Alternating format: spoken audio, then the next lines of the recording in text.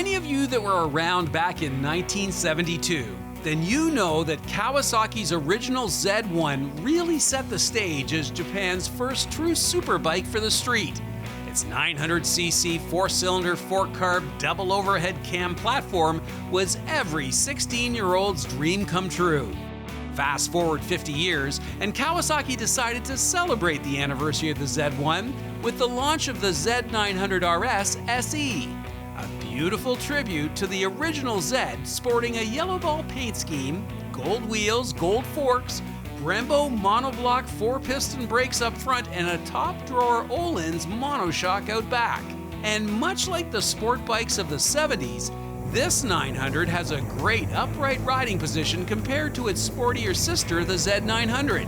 As you can see here, the wide flat handlebar is a little higher, while the foot pegs are a little lower and a little more forward underneath you. Subtle but much appreciated for those of us who remember the original Z. But you don't have to take my word for it.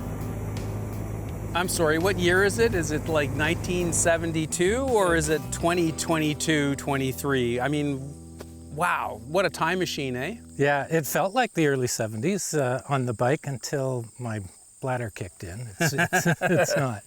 Yeah, this is retro, but it's not old at all. I had one of these in the mid-70s, the KZ900, which I think was still considered first generation. Yeah. And this feels like it in every way. It's a lot more torquey, but that's my memory of that bike. It's a big, torquey, easy to ride bike. Yeah, with a really nice growl. Yeah, yeah.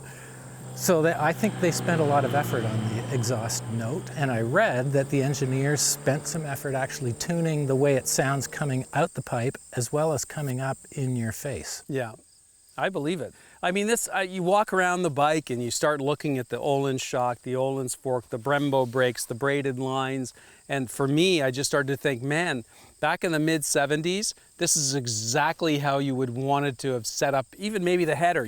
This is all the things you would have done if you had the money to make the bike a super bike, right? Yeah, just perfect. So let's talk about the engine first. Like, I guess it's close to 1,000 cc's. There's lots of power there, but really, how does it perform? So it does everything you'd expect, and if you wind it up, it sounds great and it pulls like a freight train, but you can also lug it around. I turned around in a driveway in third gear because I forgot to downshift, and it wasn't chugging or anything. I just sort of moseyed around and did a 180 and accelerated away in third gear, and I rode through town in sixth gear. Right.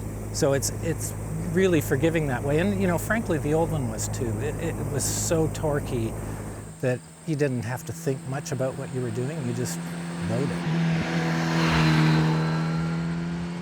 To me, it looks like a motorcycle, it feels like a motorcycle when you sit on it, right? It's very comfortable, lots of leg room, good reach to the wide bars. What do you think about the riding position?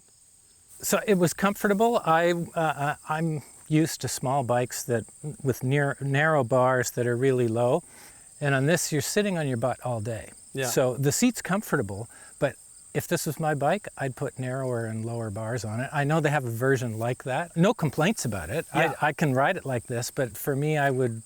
That's the one thing I would change on the whole bike. And the other thing I would change is I'd get out my Dremel on this radiator here. Right. That obviously came from the parts bin for some other bike, because there's little tabs here that aren't doing anything. Right. You didn't ask about fit and finish. The fit and finish here is spectacular, but that's the one thing, and I saw it every time I looked down. Yeah, they could have been cut off or capped with, you know, a $3 plastic bit that looked nice.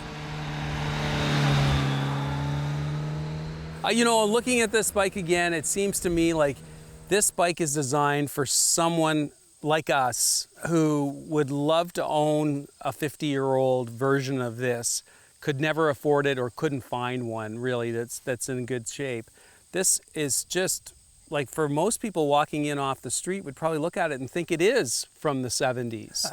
Maybe. I mean, for us, we were there, and that's who I think the bike is for. I think if you're, 29 years old, you probably don't really know a lot about this bike. Maybe your dad had one or your granddad had one. Yeah.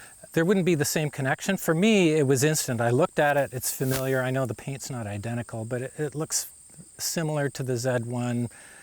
from the early 70s or anything from the mid 70s. It's for us. I remember that bike. I rode one in the day, and it was instantly appealing. To get something from the early 70s that functioned anywhere near as well as this would cost 3 times what this costs. It wouldn't be worth it. Yeah. This is easy to buy, easy to ride, easy to pass on to the next rider. Everything about it would be pretty easy. Awesome. Well, great job today, Mark. It was so fun to put somebody on one of these who actually owned one back in the day. So very cool. Great job. Yeah, thank you. Had a great day. Good stuff.